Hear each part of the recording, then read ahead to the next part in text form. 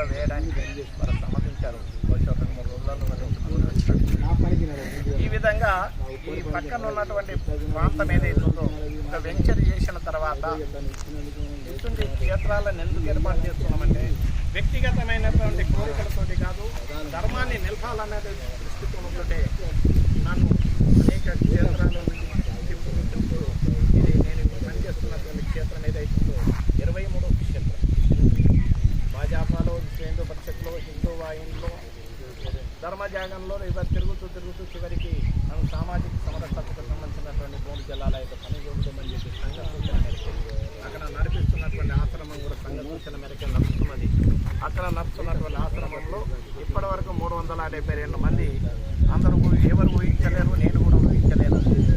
అక్కడికి వచ్చినటువంటి ఫాదర్స్ 372 మంది ఫాదర్స్ మన హిందూ ధర్మంలో మన ధర్మానికి సంబంధించినటువంటి ప్రచారంలో చేసి అక్కడక్కడ వాళ్ళని అక్కడికి పంపించడం జరిగింది. ఆ విధమైనటువంటి కోరిక చేస్తే ఇక్కడ చూసాం. మొన్న వస్తుంటే మాణిక్ బండారు దాటిన తర్వాత అక్కడ ఒక విషయం లక్ష్మారెడ్డి గారు చేశారనేటువంటి విషయం నిన్ననే మా వేణు గారు చెప్పారు.